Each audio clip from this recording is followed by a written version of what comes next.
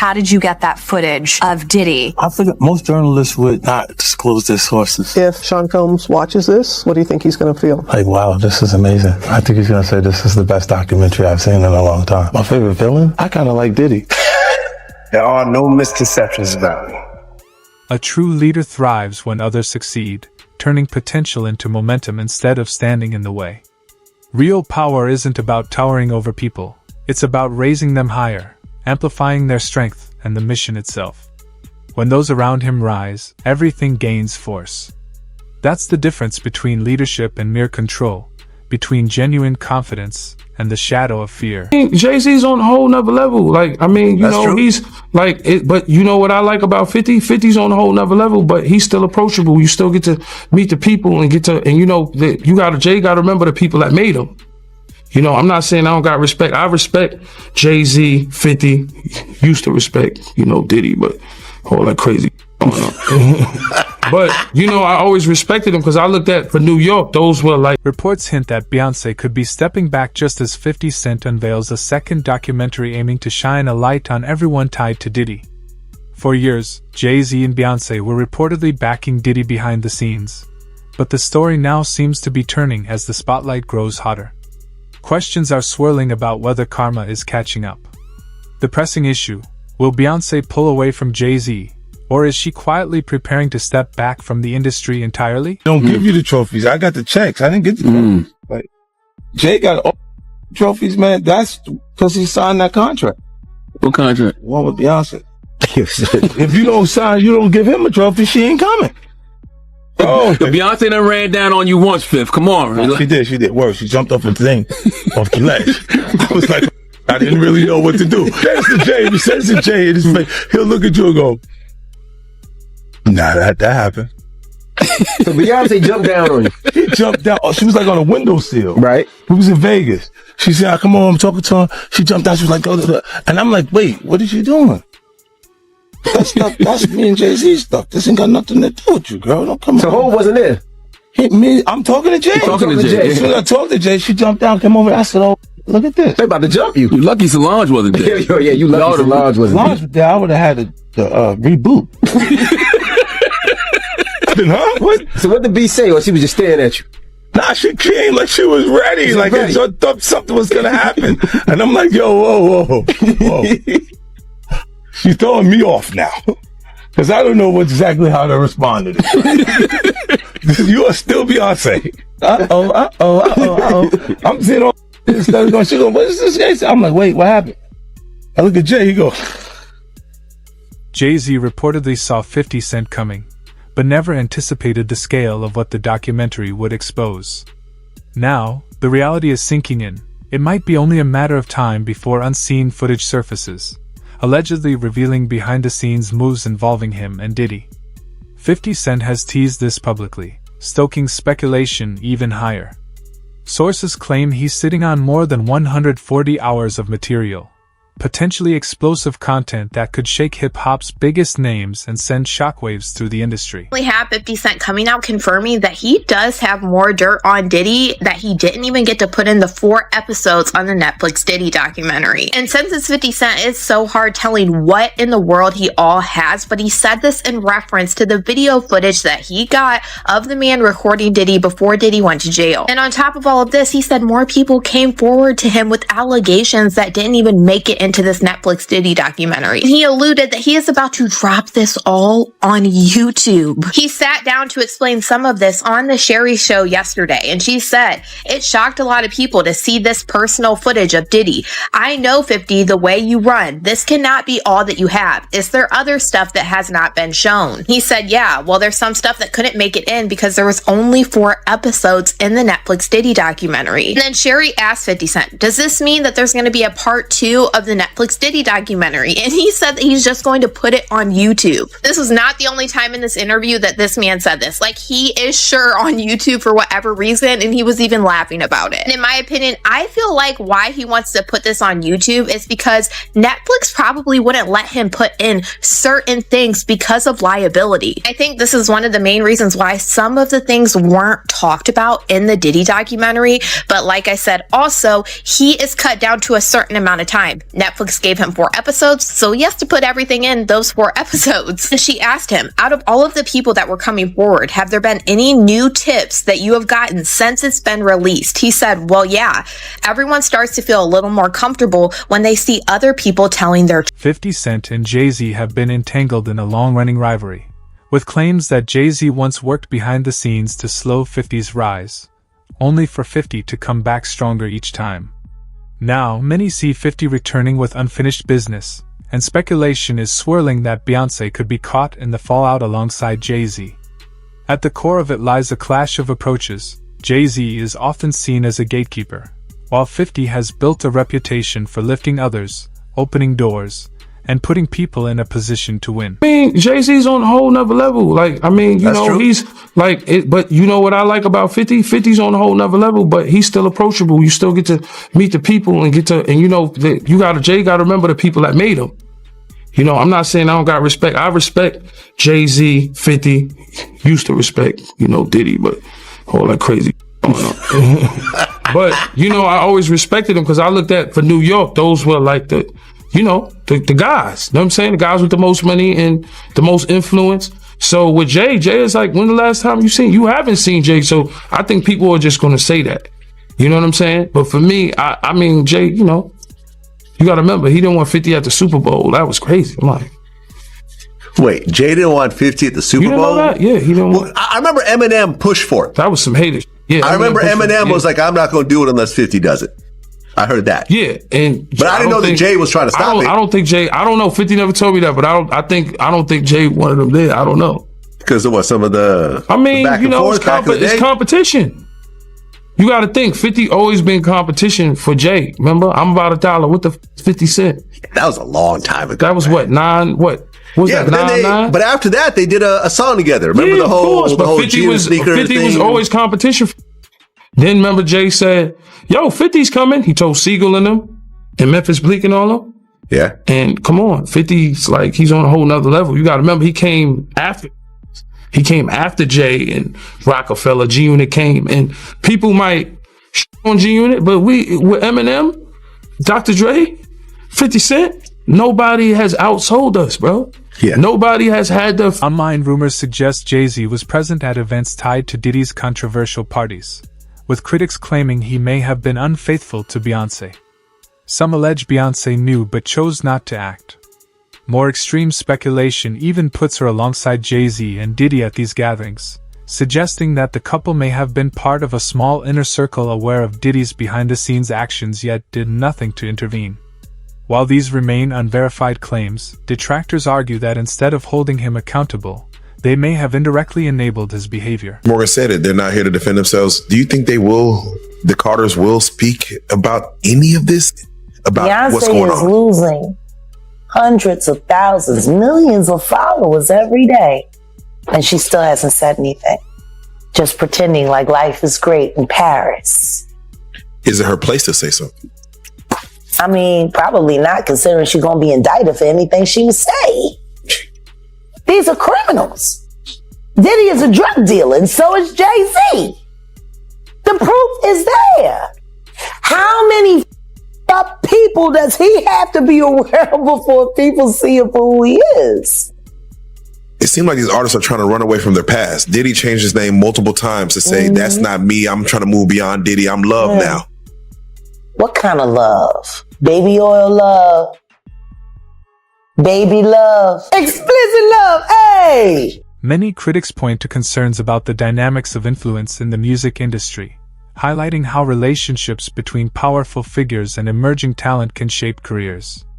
Former industry insiders have suggested that young artists often grow up navigating these imbalanced power structures, learning to accept certain behaviors as normal, while figuring out how to assert themselves. While these observations remain debated, they have fueled ongoing discussions about authority, control, and the pressures faced by rising stars within the industry.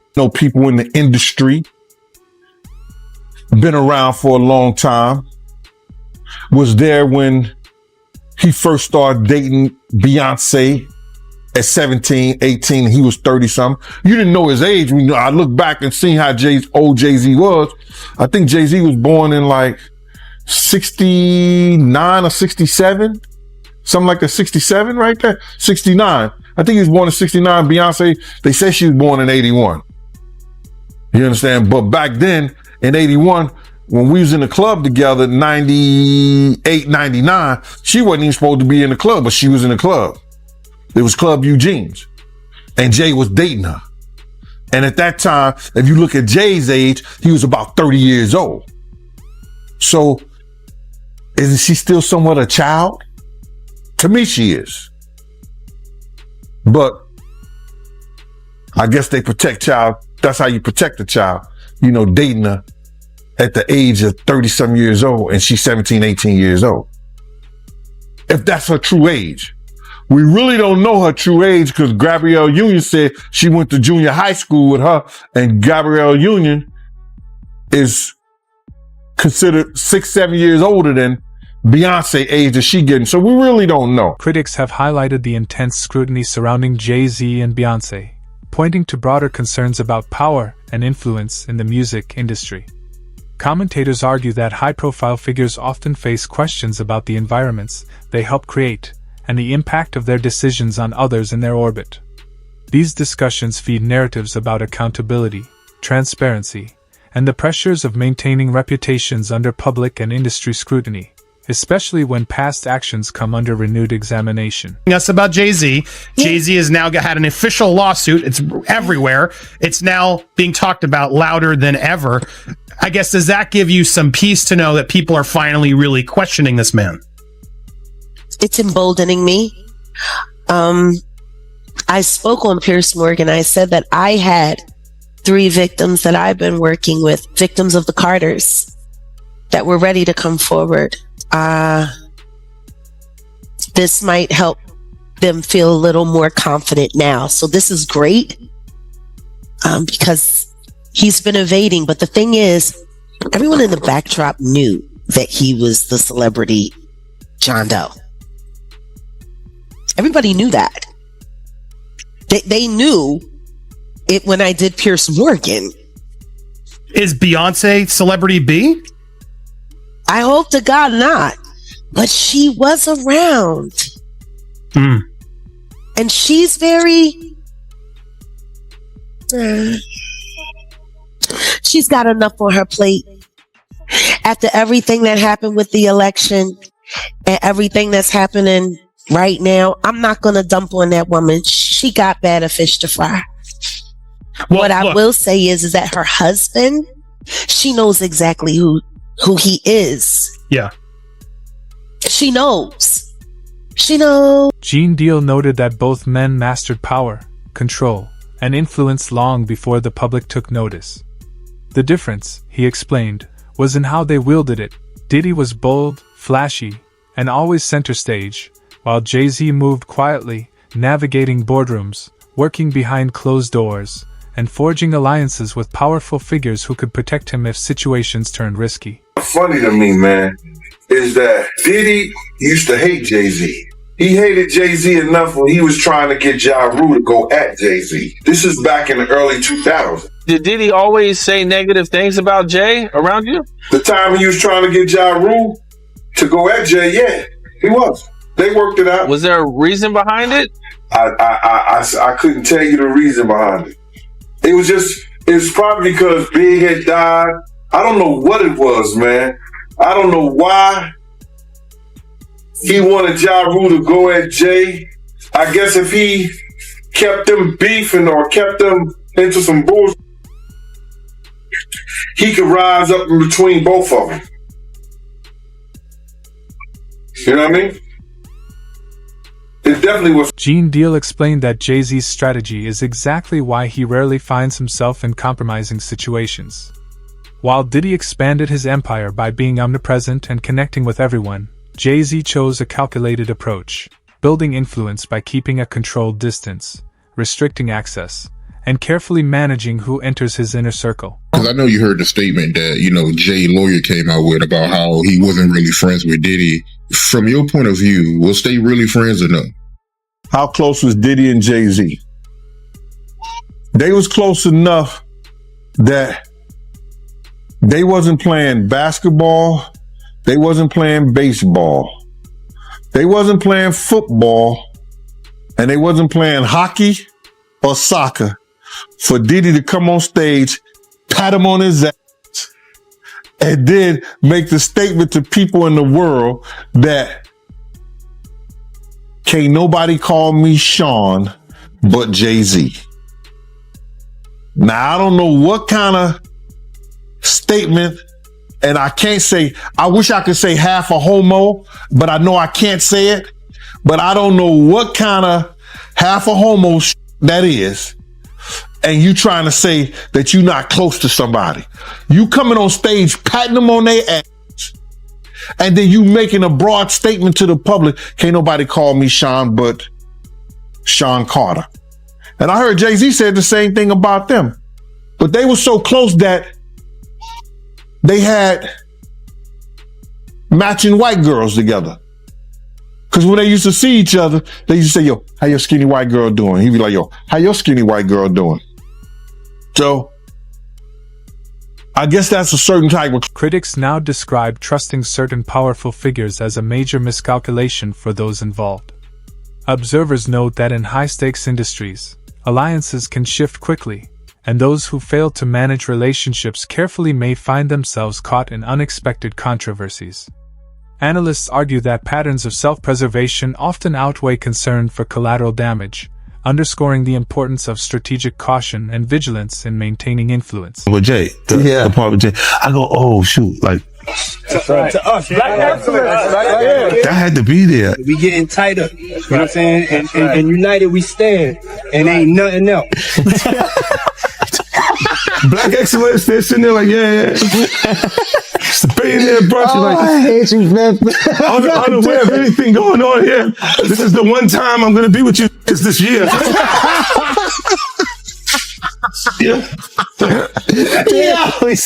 Come on, bro. When Jay signed his contract, the big one was with Beyonce. When he signed that contract, the marriage contract, he got trophies. Now those Wondering what you're talking fucking trophies came rolling in, buddy. He started getting Grammys left and right, man. I mean, look, if you look at his career, You're gonna let him say that. Jay was getting Grammys. He had one. Exactly. He had one. And he ain't show up. He had like 20 now. Oh, Lord. He had like 18 since he been down. Look, he had one, bro. Hard Knock Life. You're not wrong. He was one. He got them shits. He's like drinking. His pictures where like, things the cup.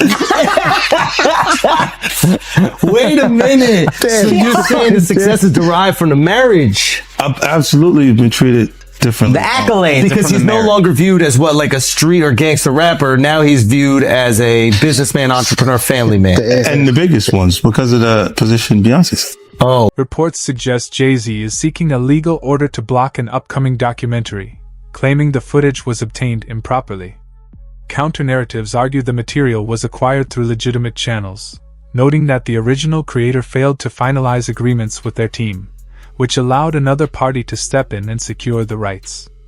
Observers say this legal tangle underscores the high stakes of exclusive footage in the entertainment world and the complex strategies behind protecting and acquiring valuable content. Diddy really screwed over Mark Agnifilo. I gotta say, this is awful that Diddy owes his life to Mark Agnifilo, literally his life, because he could have gotten life in prison were it not for Mark Agnifilo, his defense lawyer, who had a brilliant strategy.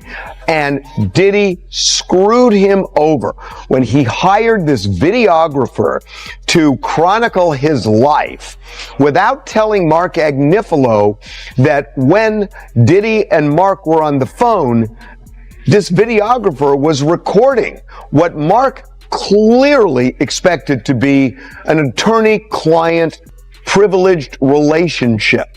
Now, it is true that the client holds that privilege. The lawyer doesn't. But Mark's clear expectation was that this was a private conversation. These were private conversations. And that he and Diddy could talk openly. And Mark could talk to Diddy not just as a client, but as a person, and tried to guide him in a time leading up to his arrest. And unbeknownst to Mark Agnifilo, Diddy has got this guy recording the conversation as he's sitting there saying, "You are screwing this up. You are messing up this case. We're losing." And knowing that that's on tape.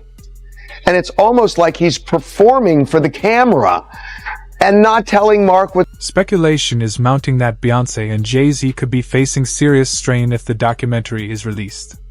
Observers suggest that years of controversies may be testing Beyonce's patience, threatening the carefully cultivated brand she has spent decades building. She has long worked to protect her image and maintain public trust, even weathering past scandals alongside Jay-Z. But insiders indicate that this moment carries a heavier weight, presenting challenges that could be far more difficult to navigate than before. It is your boss. Yo, man, how 50 get? Blah, blah, blah. Yo, Puff, take this out doing that. Let me explain something to y'all. All right? Whether it's NDAs, whether it's whatever. When these young boys come in, first of all, he only deal with young videographers because he want to rob them, and he know that they want the opportunity to follow Puff Daddy, P. Diddy. They want that opportunity. So they get him at a low price anyway. But when you stay out so many hours a day, Puff wants a videographer with him 24 hours a day on call. Whether we on a yacht, whether we on a ship, wherever we at, he wants to videotape that, right? So now, they come to agreement. They come to whatever the pay is going to be. But then it be so many hours on that invoice that he don't want to pay. He gets in touch with the office. He gets in touch with the chief of staff. Yo, what is this I'm paying? What is this I'm paying? You know what you paying. You was outside all of these hours. It's 160 something hours in a week. You was outside 140. That's the invoice he put in. So now, being if you got a contract and he don't stand to that contract, guess what happens? He could do whatever he want to do with that footage. So now that footage goes to the highest bidder. And 50 had to be the highest bidder to get there. Yo, this is business. You know what I'm saying? Everybody ain't in love with you. Everybody ain't dedicated. Everybody ain't loyal to the point. Many fans and critics describe Beyonce and Jay-Z's relationship as complicated, highlighting challenges with trust, influence, and control in high-profile partnerships.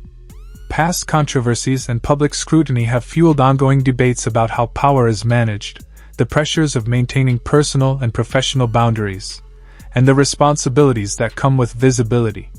While specifics remain private, the discussion continues to spark conversation about accountability and balance in high-stakes relationships. And Jay-Z have a toxic relationship. He preyed on her when she was just 18 years old. Fans accuse him of grooming her and then later on controlling her every move. At the same time, it's been revealed that he's a cheater and he cannot. 50 Cent recently teased the next installment of his documentary, signaling that Jay-Z will be its central focus. Meanwhile, insiders suggest Beyonce may be approaching a strategic breaking point, not emotionally, but professionally. Silence worked before. Loyalty worked before. But if past controversies start to cast a shadow over her legacy and jeopardize the empire she's built, sources say she could decide that stepping back is the only path forward. It's just odd to see him in that, getting looked at in that way by white people. Like Jay does, yeah, like I hope that shit didn't happen, but I'm like, damn, they turned the world real. Like people on a certain level have been fucking with him a certain way where he couldn't do no wrong for like 25 years straight. This is the first time he's not getting a pass with white media, like he can control black media because a lot of them either work or do business with him, but drink champs can't get him out of this one, and neither can Charlemagne. Because, those are the guys that hold him down no matter what he does anyway. So he got to get to People Magazine and Entertainment Tonight right now because they on his head. But the question is why? Like, why now? Because for me, I'd be like, yo, that's so ridiculous. Yo, take that to trial. She's not going to win. Let's get a deposition or something, you know? So I don't know why they on his head so much, pause. But I never seen him, you know, under this, you know, I never seen him in this position to have to explain himself. Pause. How you feel about the statement he came out with? I mean, I didn't hear him say anything. I heard a piece of, you know, like I said, for me, I like, you see, I'm doing an interview, so I talk. I thought it was long. For a statement, I thought it was long, pause. But, you know, I think right now, his silence is the worst thing for him. If he is innocent, he needs to let people ask him questions, and he needs to be able to say his side of the story, as opposed to letting that lawyer talk. Because that lawyer, I don't trust that lawyer. What caught Gene Deal off guard was how fast public opinion turned against 50 Cent for shining a light on Diddy and scrutinizing his actions. Rather than targeting the controversy itself, many critics seemed more intent on criticizing 50 for speaking out, redirecting the focus and blame onto the messenger instead of the story he brought forward. Came across in that secret little Diddy footage that he paid from the videographer that Diddy didn't pay. They are saying 50 has footage that will not only add more time to Diddy's sentence, but Diddy might not ever come out. Listen up, check this out. Now y'all know that footage that where Diddy is behind the scenes talking to his lawyer and all of this stuff, and people are like, damn, what was Diddy recording it? Well, Diddy was recording it because he thought he was about to beat the case, so he wanted to do a Netflix documentary. Didn't pay the guy, and then 50 got all 140 hours of footage of secret Diddy tactics. So there's a guy named Neil who was mentioned in the court, works right up under Diddy, was organizing everything. Allegedly, they are saying that he is on video, film, tampering with witnesses, giving out addresses, offering money, bribing, we'll pay for your lawyers, all kind of shit that could be counted as witness tampering, obstruction of justice. And 50, of all people, has his hands on this footage. And I'm hearing that this could implicate Diddy's lawyers in some bullshit. They could be charged. This is getting wild. And I'm hearing that this 50 Cent documentary is just the tip of the iceberg, and I like it. What's crazy is this man in this video footage of 50 Cent's post starts talking about a specific name, a man named Neil. And this man goes on talking about how he heard that 50 Cent has this extra footage, but it's footage that could possibly lead to Diddy getting more charges, like witness tampering, obstruction of justice, and more. And what's crazy about the name Neil that he brings up in this is the fact that the other day, Diddy's former chef Jordan, who is somebody that was a witness during this trial, who was about to testify against Diddy before the prosecution took back some of their witnesses who were testifying, literally claimed that Neil Dominique, a former assistant of Diddy, is the one that told Diddy that she was subpoenaed to the grand jury at the very start of all of this. She wrote this whole big post to Neil Dominique and tagged him in it and said, I just want to put this out there because I've been debating how I wanted to handle the situation. Now, I don't know you from a can of paint, but I'm really wondering why you decided to tell Shawn Combs that I was contacted by the feds.